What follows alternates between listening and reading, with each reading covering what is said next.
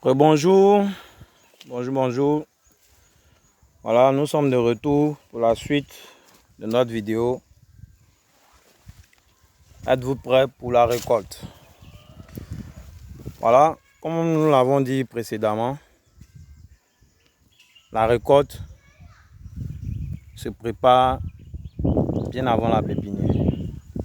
Donc pour rappel, nous avons parlé dans la dernière vidéo, la précédente vidéo, nous avons parlé du marché, de l'assurance d'avoir un marché qui va absorber toutes nos récoltes de tomates.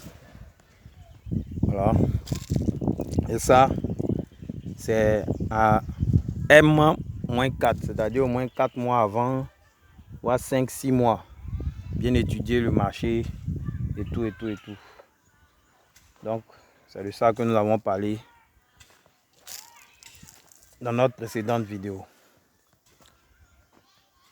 Il s'agit maintenant de revenir au moins à 2 semaines, maximum 1 semaine avant la récolte.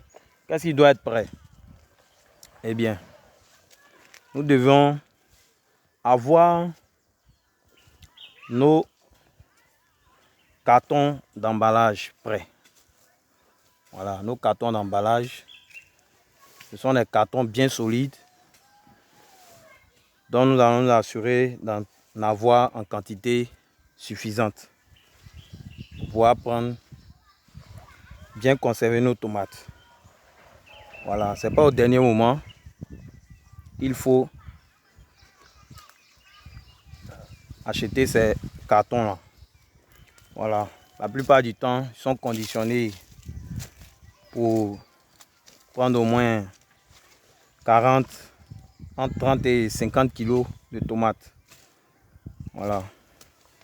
Il faut privilégier les cartons vraiment très durs, de bonne qualité. Voilà, qui vont protéger nos tomates de manière optimale jusqu'à la gare, jusqu'à chez le marchand. Et ils sont vendus souvent à 1000 francs l'unité. Ça veut dire qu'ils sont très chers.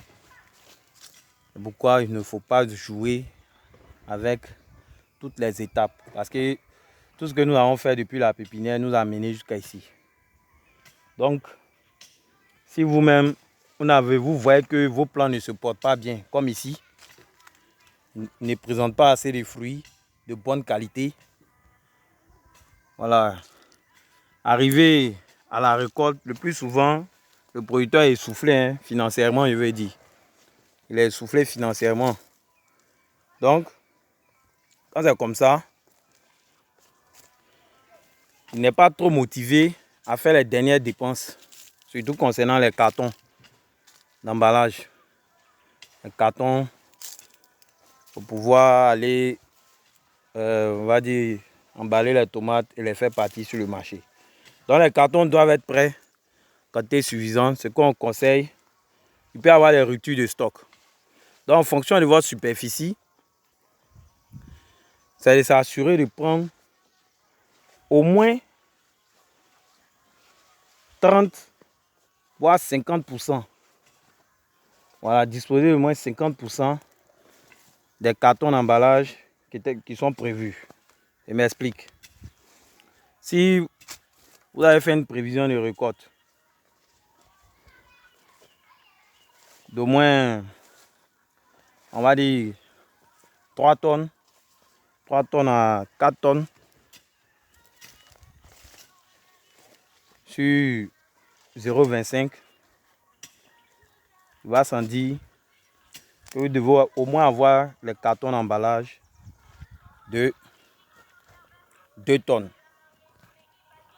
Voilà. De 2 tonnes, mais de 1 tonne et demie. Ce qui va vous revenir autour de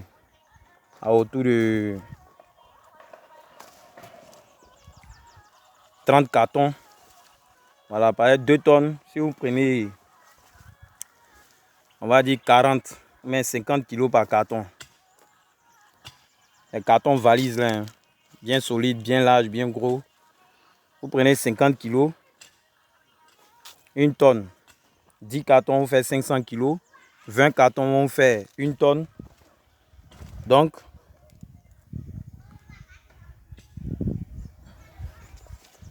ça veut dire que les 2 tonnes vont faire 40 cartons. Voilà.